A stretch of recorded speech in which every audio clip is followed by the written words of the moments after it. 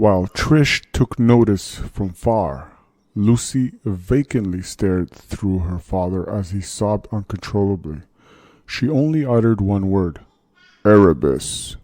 She came to you afterwards, alone, entreating you to find her lost doll, Erebus.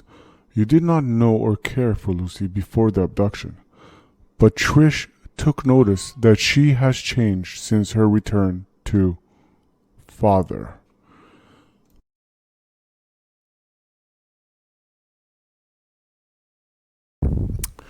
Well, welcome back, and now it is the second part to the quest of rescue my daughter, and we have rescued her, but yet, oddly enough, the heroes find themselves back at the very place where they've rescued her, because now they're seeking out a doll. And unknowing to the heroes, Triss somehow indirectly manipulated Arthur to lead this on, and she has some senses to it, but she's not giving a clear reason to why. So here the heroes find themselves back again in the same trail, and there happen to be a lair that has respawned, but more importantly, much more crawlers than there was before. The only thing to this scene that has changed from the last time is the fact the heroes find themselves with 4 in each one corner that you might not see on the other side. That's right here, right beside this finger, and there's another one right here and here. The heroes don't know what's there, but they see it's a quest token, and they have to do a non-combat action of a target number of 7 or greater to see what's under there. But at the same time, if they want, they could risk, because one of them seems to be hiding the doll that supposedly Lucy seeks. And more importantly, for the heroes, they can decide to take a chance with their fate die. But if they roll their fate die and they hit the darkness, and it happens to be the doll that they discard instead of something else under this token, then they will be cursed. And cursed means they will have lesser skills in their hands. And with this overwhelming crawlers, unlike before, I don't think they want to be in that situation where they're left with not much strength and skills. And by the way, it is till the end of the quest, all right, for this particular quest, all right? So the heroes would rather take their chances and with a target number, because I think their strength comes in numbers, all right, and not necessarily in their equipment. This was randomly placed, so I really don't know what's under there, but we're going to find out together. So just like before, this layer will provide 4 treasure. It does have a quest set for it. It will have a lair. It has, well, a hunting pack, I think, of a few, and more importantly is not to reveal what's under here, but it will give gold coins to whoever wins in this location. All right, so hopefully the heroes are the ones that wins, and it won't be a trap because there is a quest. So let's see what the heroes will do, but as usual, the first one to move is Lily, and Lily feels like she will chant her way with this. So with patience reveling, okay, this, what it is, it's range 3, neutral verse. Each hero within range gains +1 die to non-combat actions. In addition, each hero gains +2 to non-combat. So this is very good for them, because pretty much this 2 heroes right here can pretty much, this 2 fingers right here can pretty much check that, and that enhances their chances and odds of obtaining and finding it. But don't forget, she's right here, and this is within 3. And now, more importantly, the next thing she does is helpless hoping. The tile, she affects the tile, and don't forget, this she did not move, and neither did she move for the other one, so she can easily use it.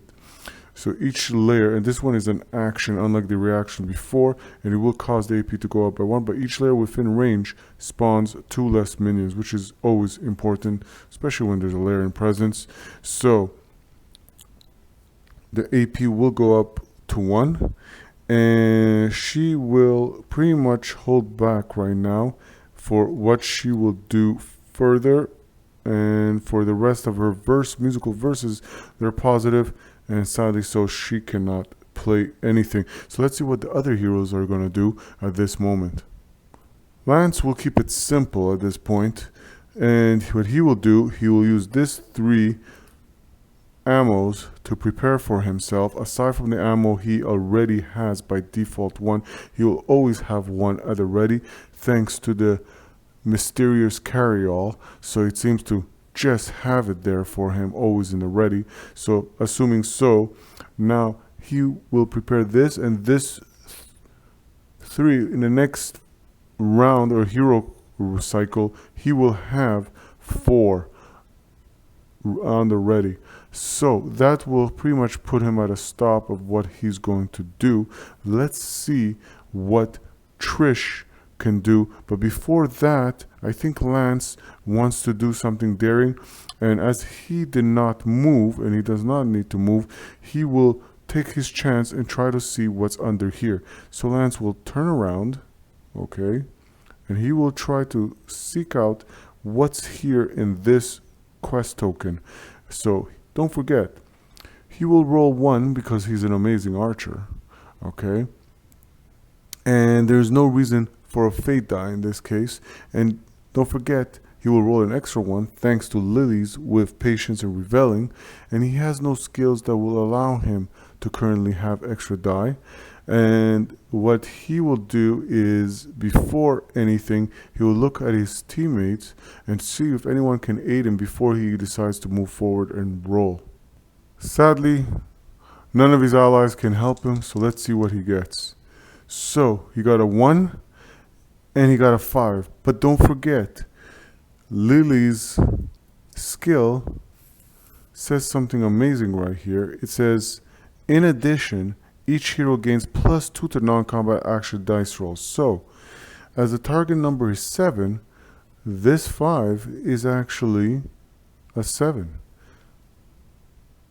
Becomes a 7 thanks to that skill, and because of that, he's able to look under here and see what can it be. And as he pushes it aside, he looks under, it's a torch, and he takes 1 damage, sadly so. Because of that, the doll ain't there, and I'm sure he's cursing under his very breath for it. But he takes 1 damage, so that means from his 6 vitality, he becomes 5 vitality. Alright, so now that happened, don't forget, Lance is what makes him awesome so far compared to the other allies. He has 6 skills that he starts with, or 6 cards, unlike the 5 everybody else. So now that he did his move, or he did finish whatever he had to do, let's see what the other heroes will do. So Amnok is feeling brave, and the first thing he's going to do is he is going to the feet of the saints. So at this point he can move his full movement to do this action. It affects the whole tile, and each hero within range reduces the AP cost of an attack by 1, and this is just a reaction. So he's going to do that first, alright, but you're going to see why. So that brings, don't forget, it causes, it's very important to see on the top, the reason why I'm doing this, it will lead to something. It brings faith. So it causes 1 faith on his part for doing that, okay? So let's see what's the next thing he's going to do. He's going to do the Armor of Faith, and that's also full movement, and it affects also the whole tile.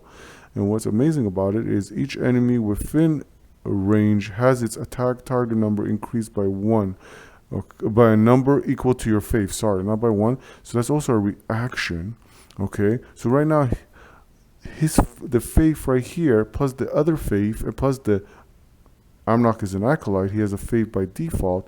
There's 3 faiths, so right now their target number is by 3 increased, okay? So having those foes darkness coming doesn't much bring fear to Amnok. And the next thing he's going to do is, last but not least, he's going to do this, which is the last rites. Okay, and he is, by the way, Amnok is standing right here, if you're wondering. Okay, so what he's going to do is, it says attack one target square, and this is going to, I wanted to show you how that is. And don't forget, instead of the 2 darkness, it's going to cause 1, and this is action, by the way. So first of all, it's going to cause the AP to go up by 1 instead of the 2 because of, thanks to his feet of the saints. And more importantly, don't forget he has now in total 3 faiths. Okay, so that's very, very, very important to notice. Okay, and let's see what happens. So, and more importantly, he's gonna have to move 1. Sorry to say, and that's only, he's gonna get a +1 die to his roll. So, and the reason why he's gonna have to move 1 is to be within,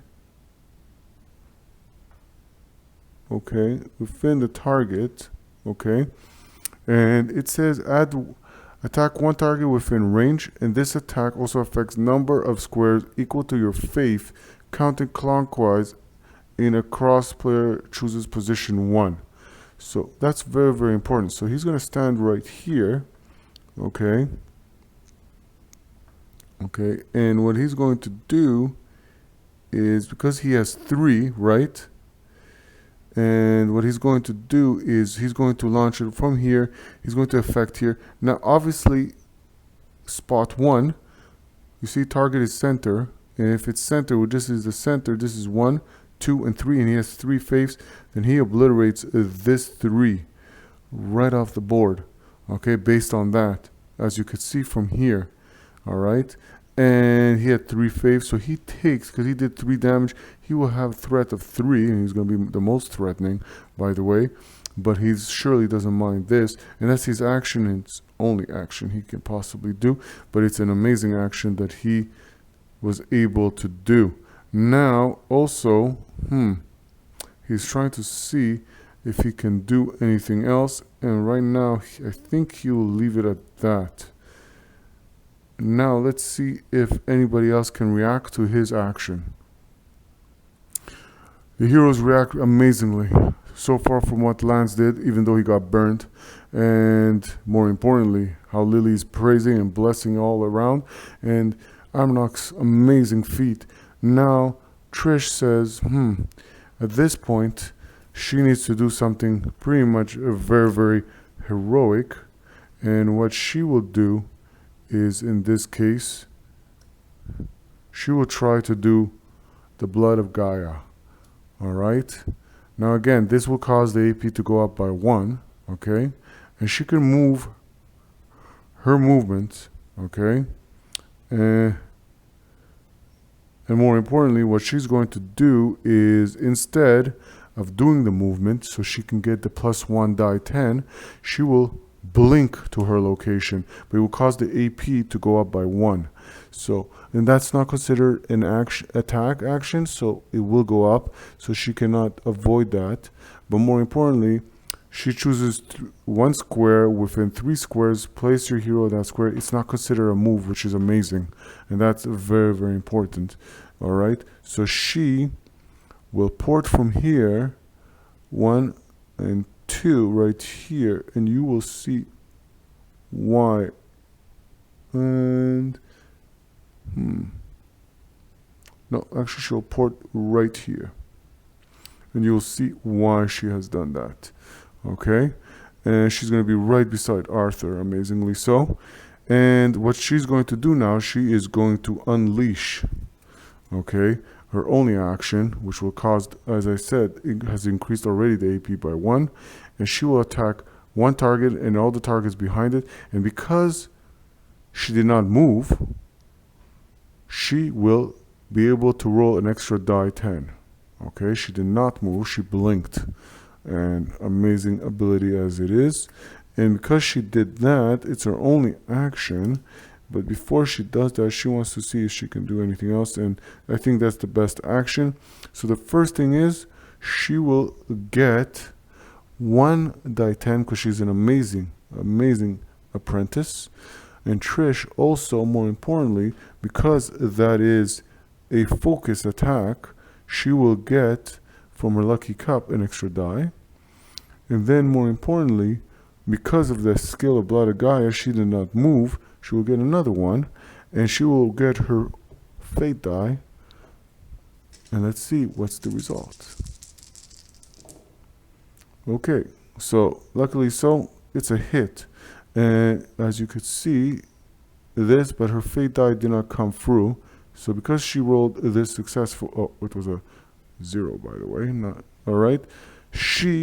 From here, she has struck this, and has also struck the lair for 1 damage. Okay. So, and the lair will go down from 5 vitality to 4, and she strikes this. She will take, because she did successfully, 4 damage in this case.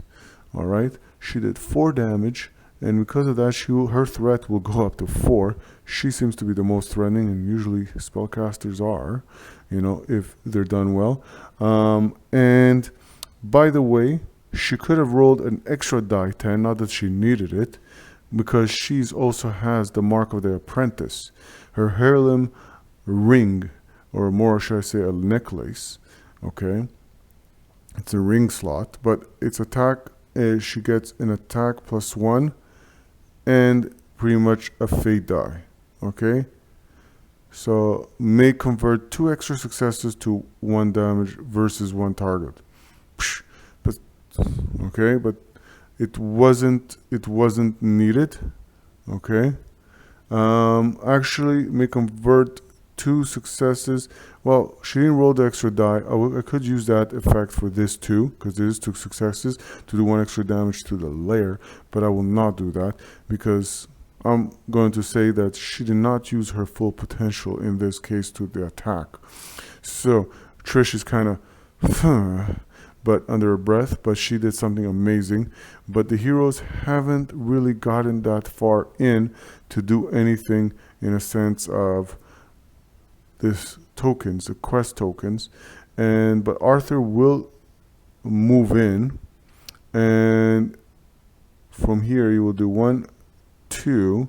That's his only movement. He'll try to see if he could at any point do rush in, and no, he can't, sadly so. So what he will do is go to the deck phase, and let's see what happens then.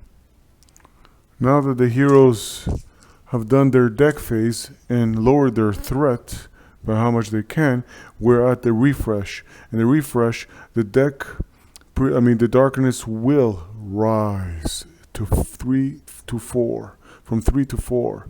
And allies, there's none to activate. Quest results, there's nothing. And the status effects, there's nothing.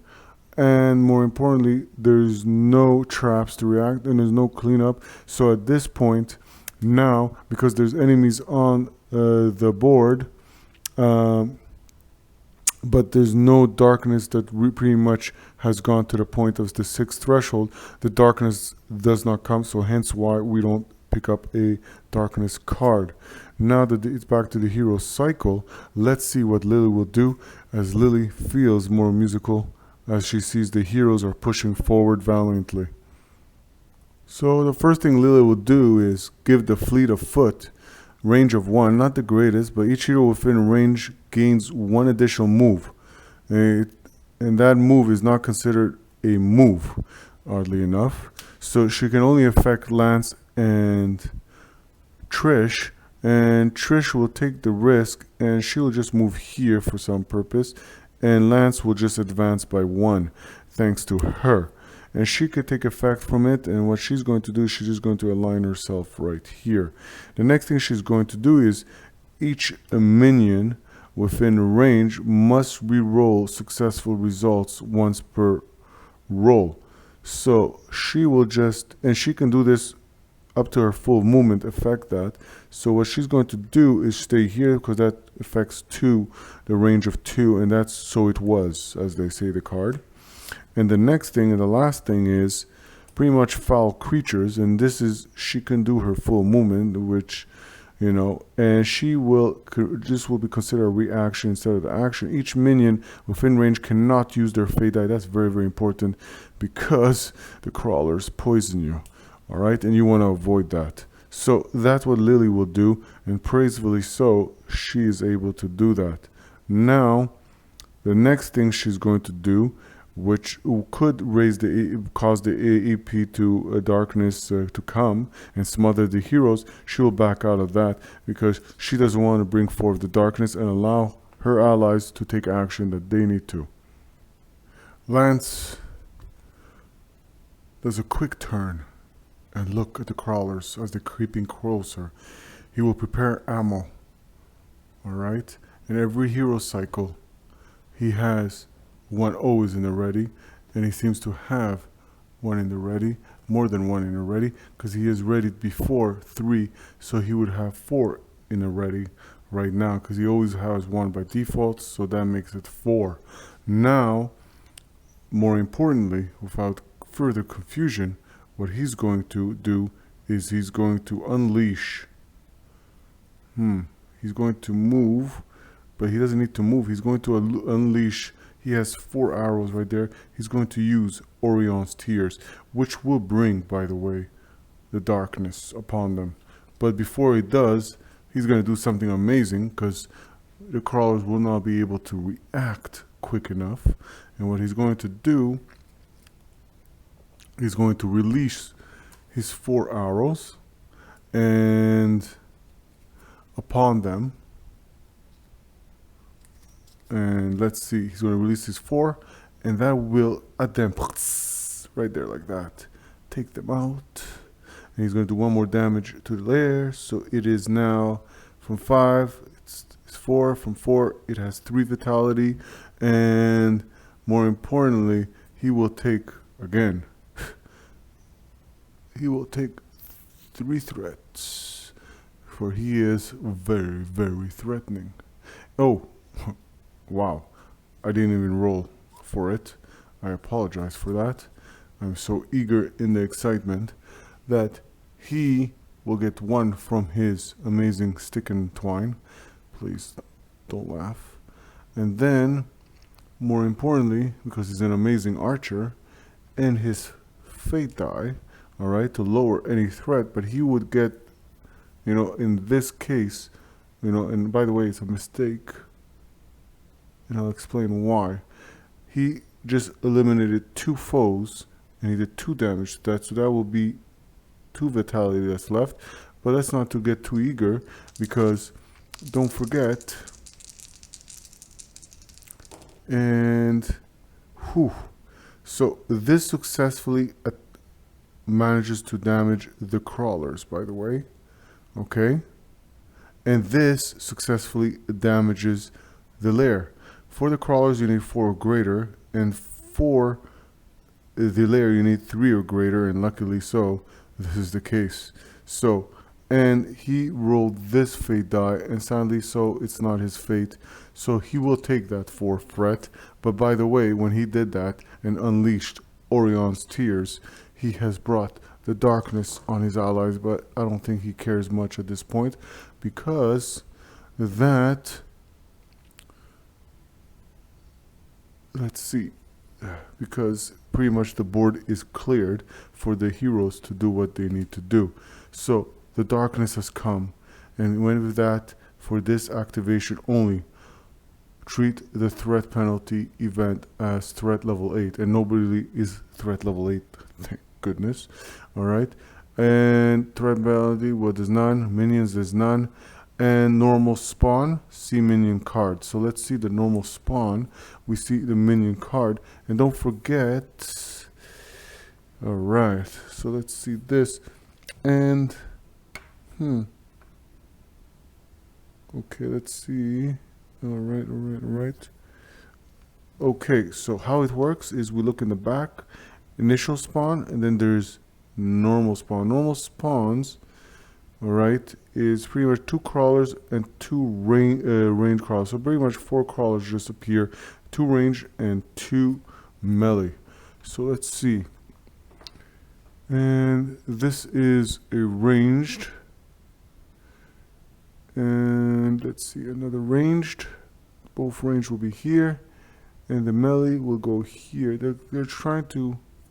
There's like obstacle right here.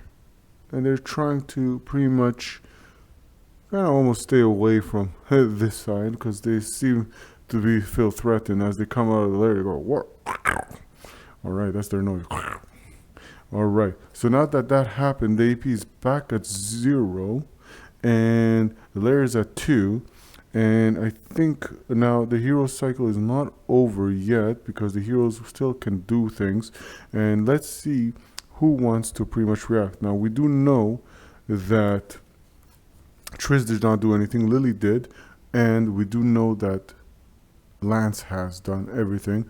Now let's see if pretty much anybody else, and I think amazingly so, Amnok would want to do something.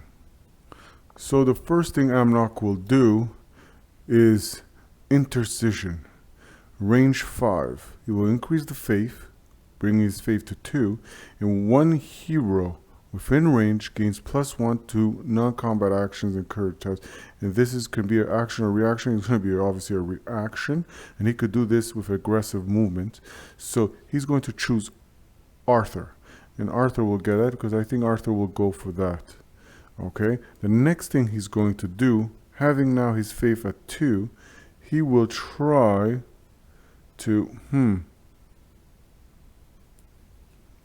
do again the last rites. Okay, so attack one target within range, and this attack also affects a number of threats. So pretty much he could affect beyond his target, and he's not going to move. Okay, so, and pretty much if you're wondering, 1, 2, 3, 4. So more sufficient for his intercision. But more importantly, this will give him a 2 die 10, okay, and for not moving against the foes that he has aligned right here.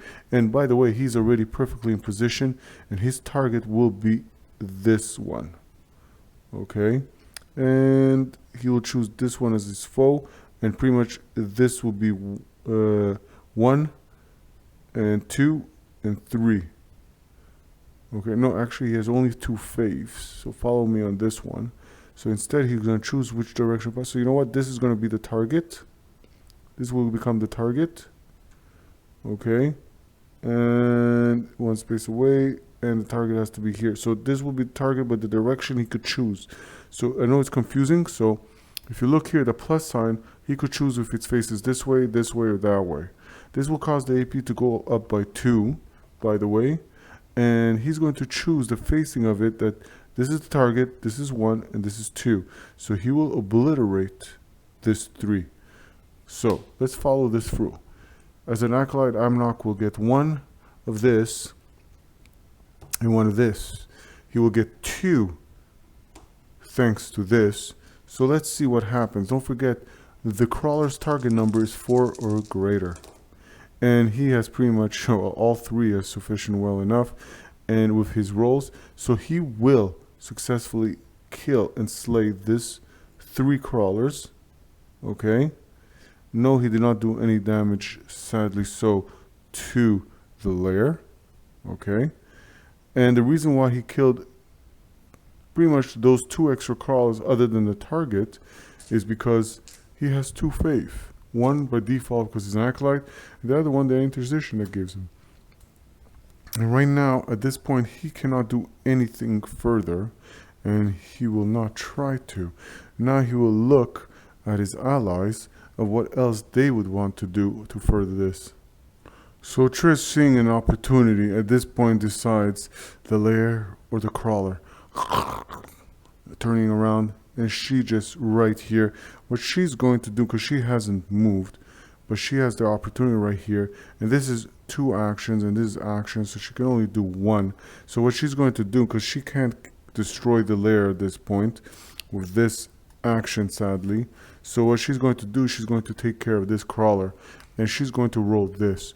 So she only gets, because she has the mark of the apprentice, she will get 1 of this. And she gets 1 extra fate die.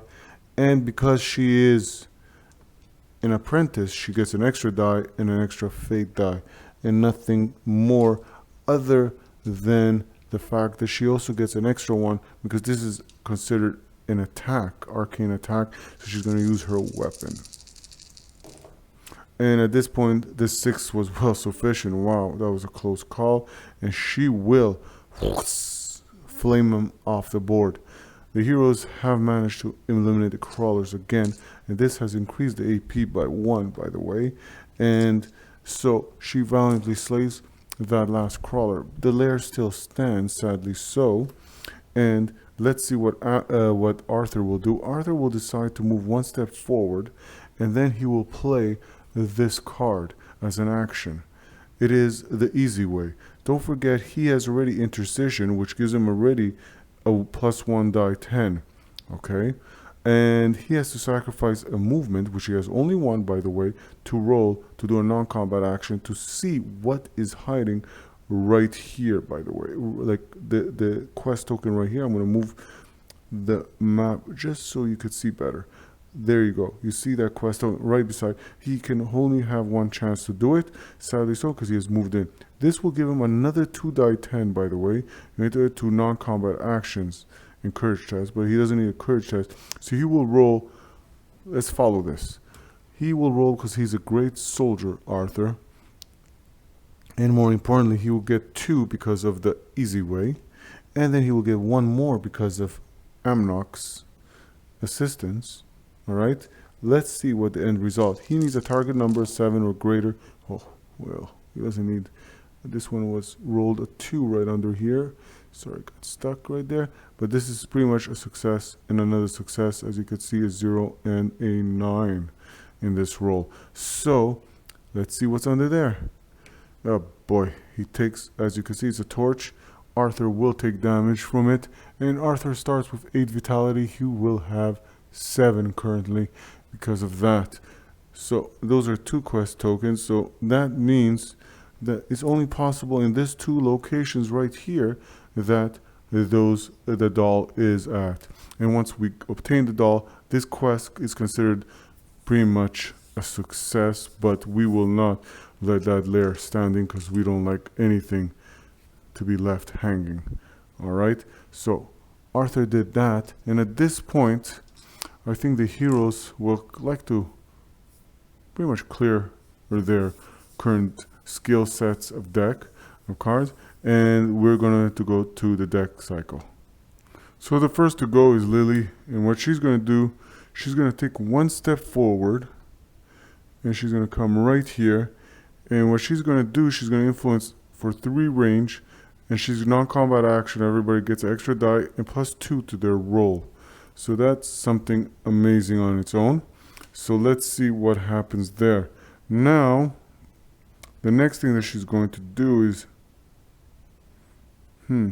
she can't do this. And by the way, one was wondering, at several times and occasions, the heroes have slain 3 foes at once. And usually a treasure would drop, and there's 4 treasures in this tile. The only reason, awkwardly as it is, it might be confusing of why the treasures did not drop, is because the heroes will not be able to keep it.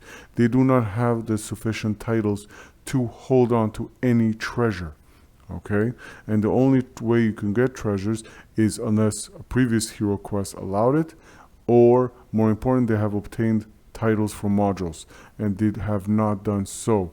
So in this case, the heroes are kind of stuck with whatever treasure will be good subsequently at a module for, the chain quests that are connected, that where you can carry items from one quest to the other until you leave that quest totally.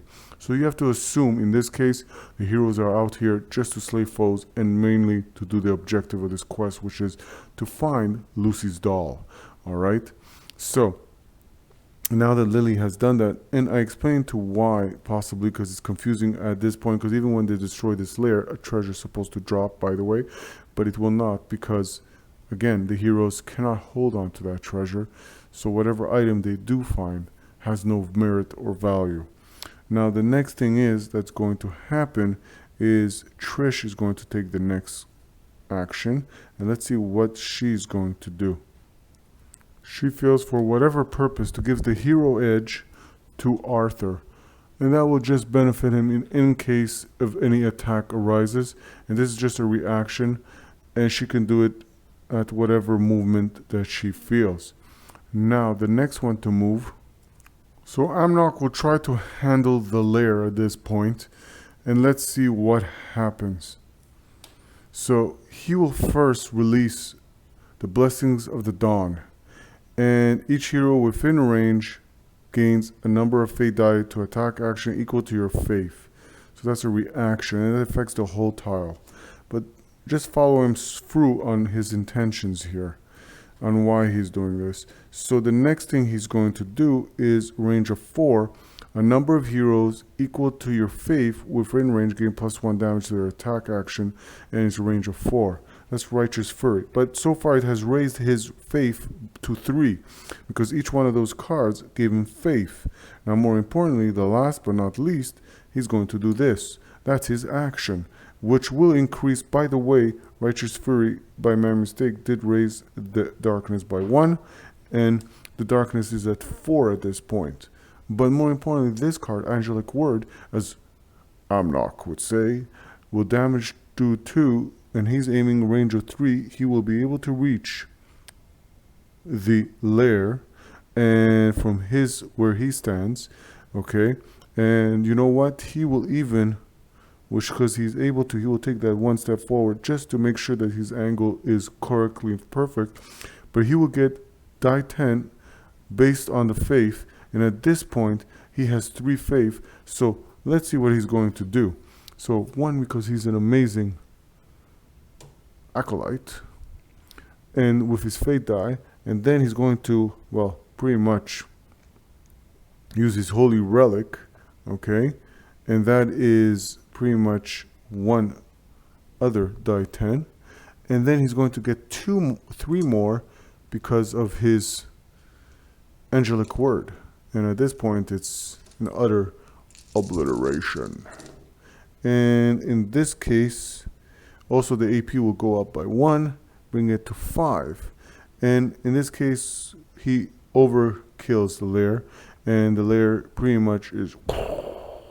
Again, a treasure is supposed to drop, but it will not, for the sole purpose that the heroes cannot gain anything out of it, so they're not going to even search for it.